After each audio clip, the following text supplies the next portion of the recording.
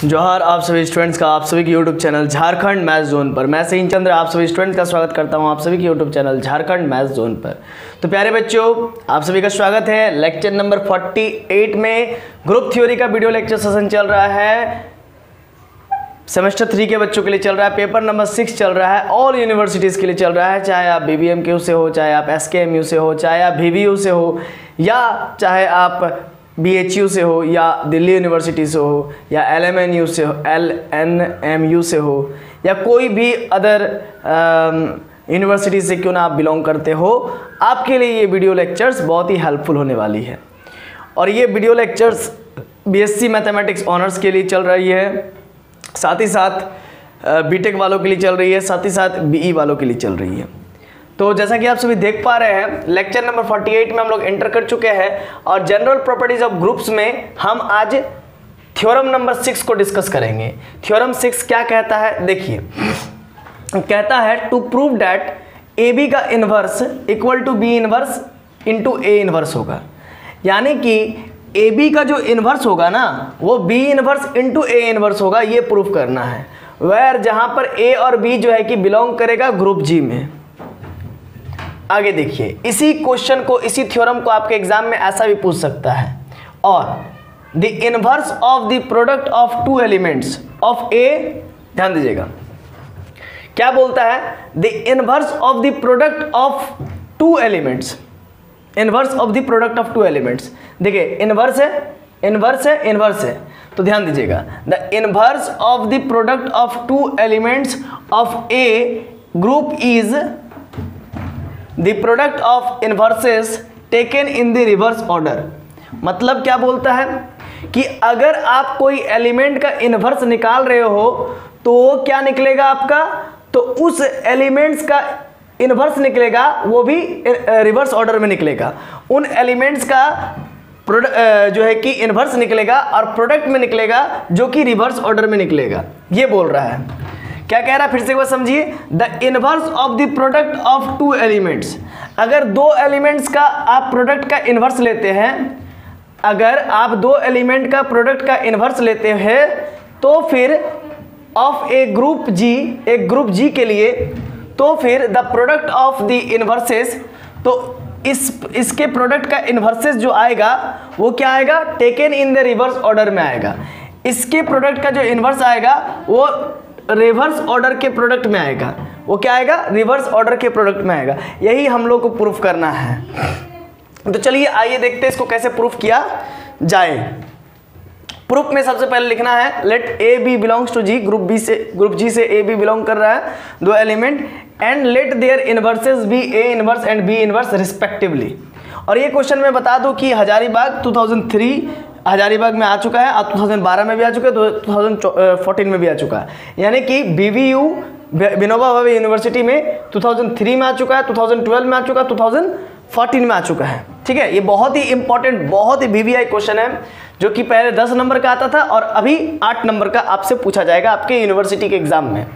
देखिए फिर से एक बात समझ लीजिए कि क्वेश्चन क्या कह रहा है, ये थ्योरम क्या कह रहा है कि अगर आप कोई दो एलिमेंट का प्रोडक्ट का इनवर्स लीजिएगा, ये क्या कह रहा है कि अगर आप किसी दो एलिमेंट का प्रोडक्ट का इनवर्स लीजिएगा तो उसका इनवर्स क्या आएगा, B inverse into A inverse. मतलब उसका जो इनवर्स आएगा उनके एलिमेंट का इनवर्स का रिवर्स ऑर्डर में प्रोडक्ट आएगा।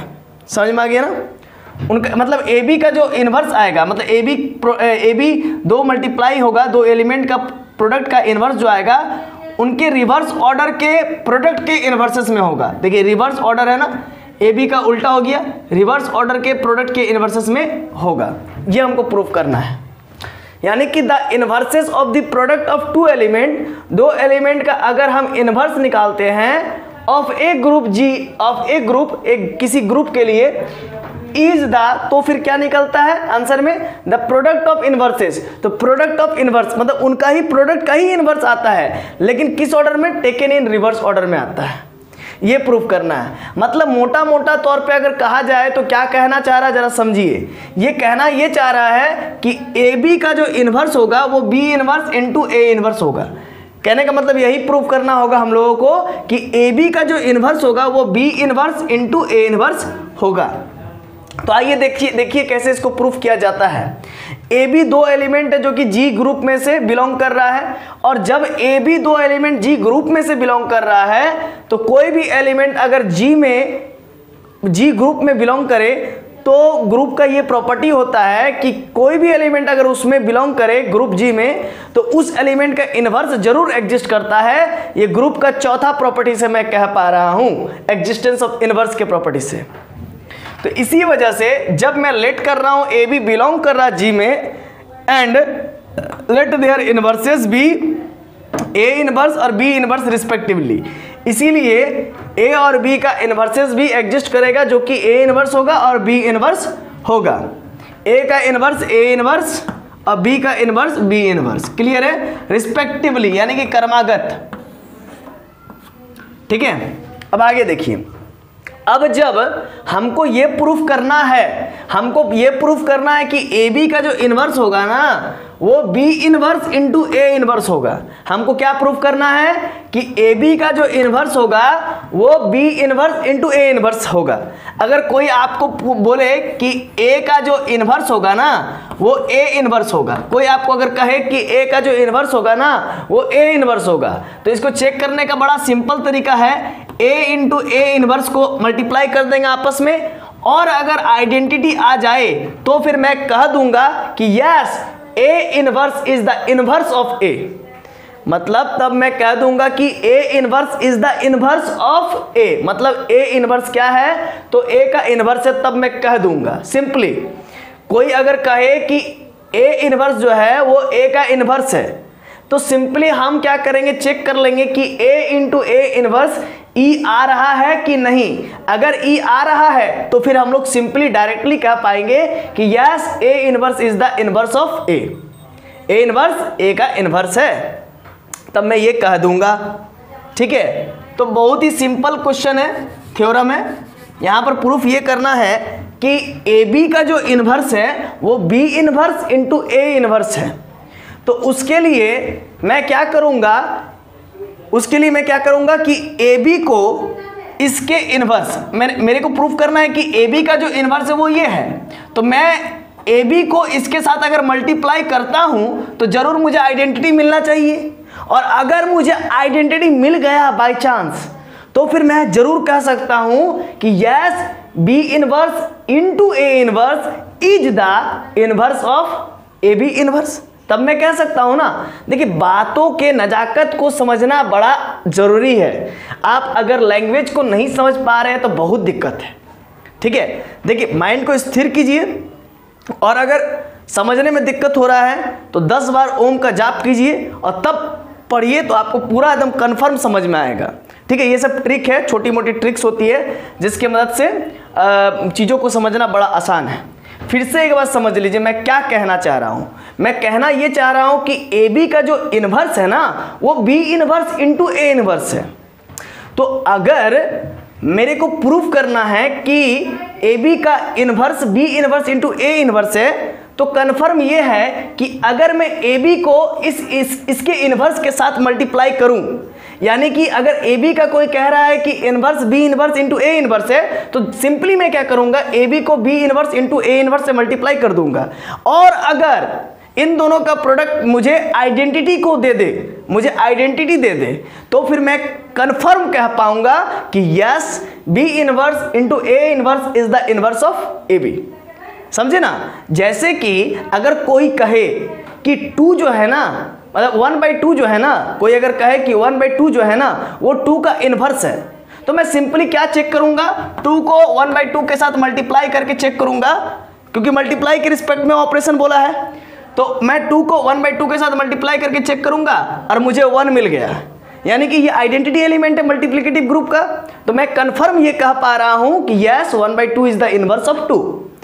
क्लियर है ना? इसी प्रकार से अगर मुझे कोई कहता है कि ए बी का inverse B inverse into A inverse है, तो मैं सिंपली क्या करूंगा कि ए बी को B inverse into A inverse के साथ मल्टीप्लाई करके चेक कर लूंगा।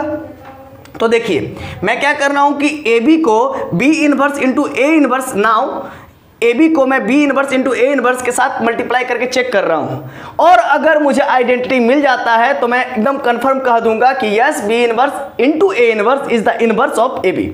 तो मैं अब क्या करता हूं कि बी इनवर्स को यहाँ पर एसोसिएटिविटी लगाता हूं, बी इनवर्स को अलग करता हूं और ए इनवर्स और ए को एक साथ पहले सॉल्व करूंगा। तो ये एसोसिएटिविटी प्रॉपर्टी यहाँ पर होल्ड कर रहा है। Why? Because A inverse B inverse all elements are belongs to group G and group G में जो एलिमेंट बिलोंग करता है उन सभी एलिमेंट पे हम लोग एसोसिएटिविटी लगा सकते हैं, क्योंकि सभी एलिमेंट्स एसोसिएटिविटी को होल्ड करेगा ही करेगा, क्योंकि वो सभी के सभी ग्रुप जी में बिलोंग करता जो है, इसीलिए। और इसी वजह से यहाँ पर हम लोग एसोसिएटिविटी लगा पा रहे हैं। बाय एसोसिएटिविटी हम ए इनवर्स और ए को एक साथ सॉल्व कर रहे हैं बाय द कर्ली ब्रैकेट। अब ए इनवर्स इंटू ए क्या होता है? तो आइडेंटिटी होता है, तो इसीलिए ई लिख दिया। और ई को बी से मल्टीप्लाई करेंगे तो चूंकि ई आइडेंटिटी एलिमेंट है, इसी वजह से ई इंटू बी क्या देगा? बी दे देगा।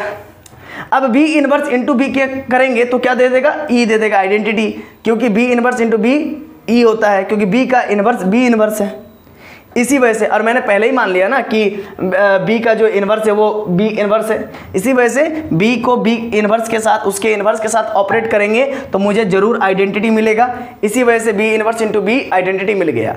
तो यहाँ पर देखिए मैंने इस पार्ट को इसके साथ मल्टीप्लाई करके चला था, यानी कि ए बी को B inverse into A inverse के साथ मल्टीप्लाई करके चला था और मुझे आइडेंटिटी मिल रहा है। देखिए गौर से, इसका मतलब ये हुआ कि ए बी का जो इन्वर्स है वो होगा B inverse into A inverse. ये तो मैंने एक साइड से चेक किया, लेफ्ट हैंड साइड में मैंने उसके इन्वर्स को मल्टीप्लाई करके चेक किया। अब मैं राइट हैंड साइड में ए बी का इन्वर्स को मल्टीप्लाई करके चेक करूंगा कि ये भी उसमें सेटिस्फाइड हो रहा है कि नहीं, और अगर उसमें भी आइडेंटिटी मिल जाए तो फिर मैं कंफर्म कह पाऊंगा यस मैंने लेफ्ट हैंड साइड से भी चेक किया और राइट हैंड साइड से भी चेक किया, मैंने क्रॉस चेक कर लिया कि मेरा जो ए बी का इन्वर्स है वो B inverse into A inverse है। मैं अब कंफर्म हूं कि ए बी का जो इन्वर्स है वो B inverse into A inverse, तब मैं कह सकूंगा। तो अब मैं सिमिलरली क्या काम करता हूं कि ए बी को लेता हूं और ए बी में फिर से B inverse into A inverse multiply करता हूं, और अगर इस केस में भी ए बी इन्वर्स और ए इन्वर्स के साथ मल्टीप्लाई होने के बावजूद वो अगर आइडेंटिटी दे देता है तो फिर मैं कंफर्म कहूंगा कि मैंने लेफ्ट हैंड साइड में भी जब ए बी के साथ बी इन्वर्स ए इन्वर्स को मल्टीप्लाई किया उस समय भी मेरे को आइडेंटिटी मिला, और इस समय भी मेरे को अगर आइडेंटिटी मिलता है तो मैं कंफर्म ये कह पाऊंगा कि हाँ ए बी का inverse B inverse into A inverse ही होगा, क्योंकि कोई भी एलिमेंट को अगर हम मल्टीप्लाई करते हैं और वो मुझे आइडेंटिटी दे दे तो वो एलिमेंट जरूर उस पहले वाले एलिमेंट का इन्वर्स होता है, ये हम लोग जानते हैं by the property of inverse. तो देखिए ए बी को मैंने अब बी इन्वर्स ए इन्वर्स के साथ मल्टीप्लाई किया, ए को कॉमन किया और यहाँ पर एसोसिएटिविटी लगा दिया, ठीक है। बी इन्वर्स बी इंटू पहले मैंने काम क्या किया, B inverse into A inverse को सॉल्व कर रहा हूँ मैं, ठीक है। और यहाँ पर मैं जनरली आपको बता दूँ, यहाँ पर जब कभी भी ऑपरेशन डिफाइंड ना हो तो स्टैंडर्ड ऑपरेशन के रूप में मल्टीप्लिकेशन ऑपरेशन लेते हैं। तो यहाँ पर ऑपरेशन क्या काम कर रहा है, तो मल्टीप्लिकेशन का ही ऑपरेशन काम कर रहा है, ये हुआ।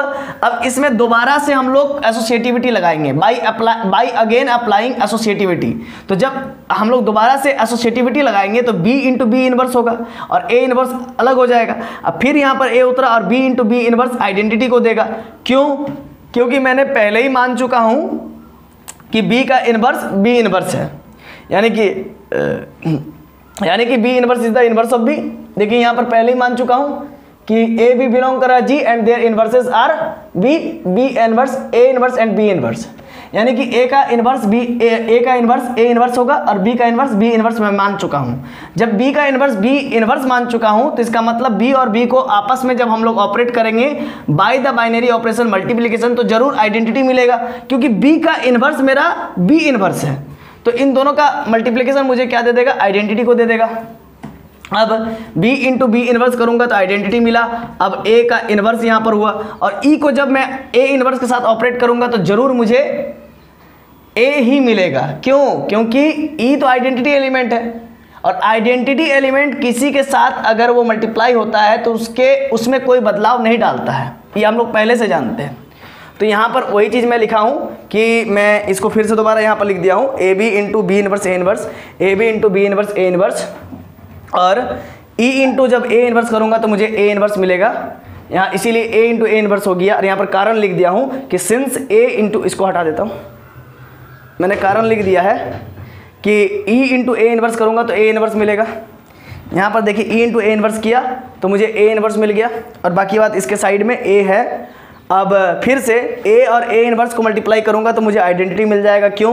क्योंकि मैंने पहले ही लेट कर चुका हूँ कि A inverse is the inverse of A, इसी वजह से ए को जब ए इनवर्स के साथ ऑपरेट करेंगे तो आइडेंटिटी मिल गया।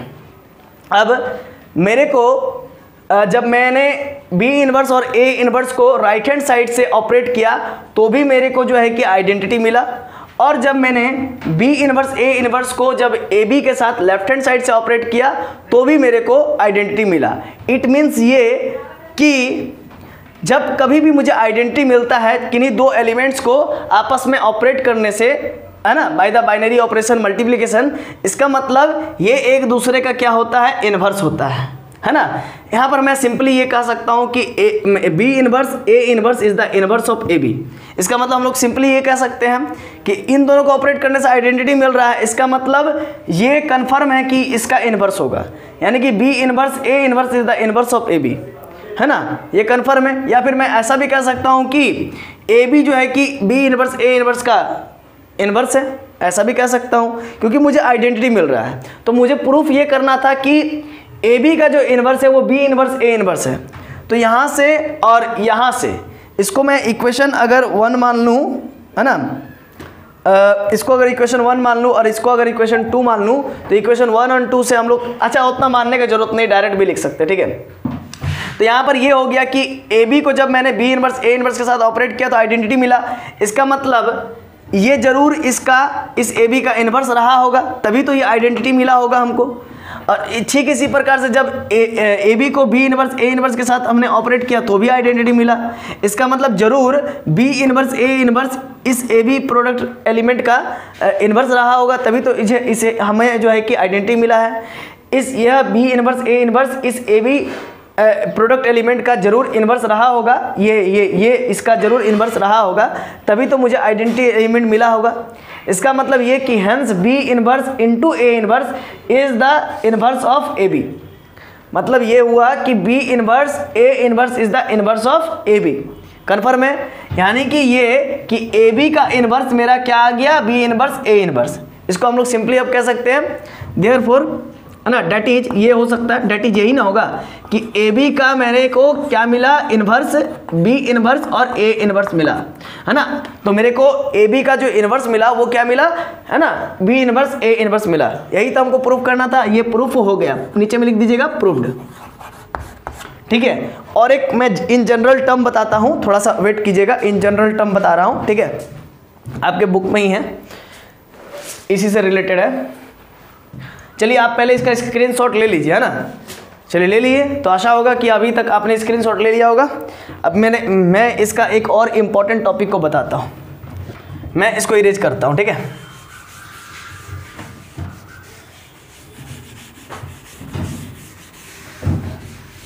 देखिएगा, है ना, मेन यहाँ पर टॉपिक पर बात करेंगे हम लोग। क्या है ज़रा देखिए तो, हाँ यहाँ पर बोल ये रहा है कि अगर कोई A B C M N रहे, इसका इन्वर्स क्या होगा। तो इसका जब मैं इन्वर्स निकालूंगा,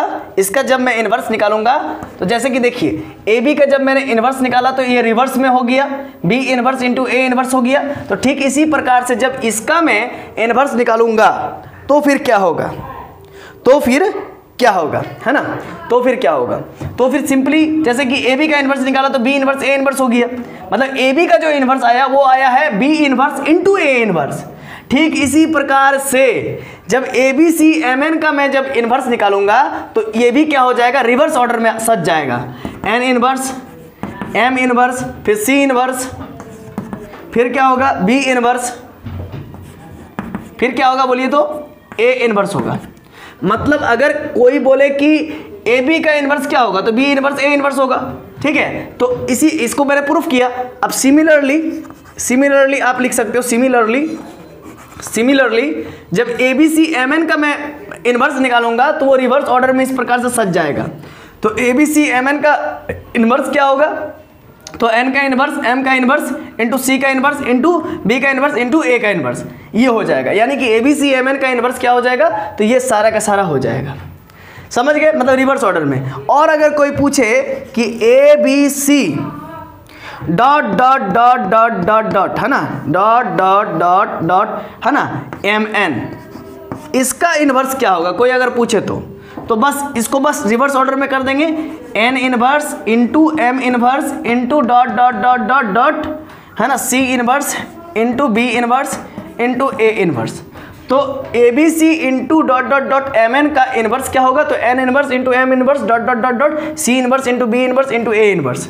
ठीक है, तो चलिए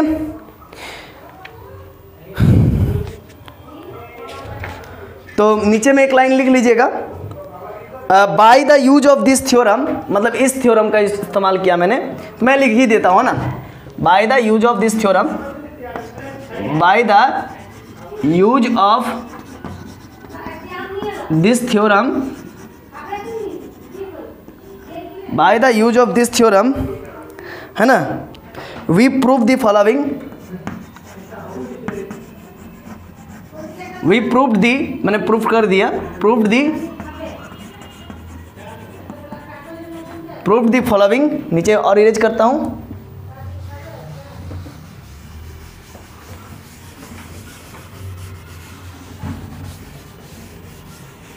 हाँ, we proved the following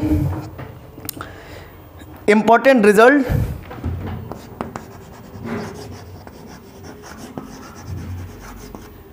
important result above groups, above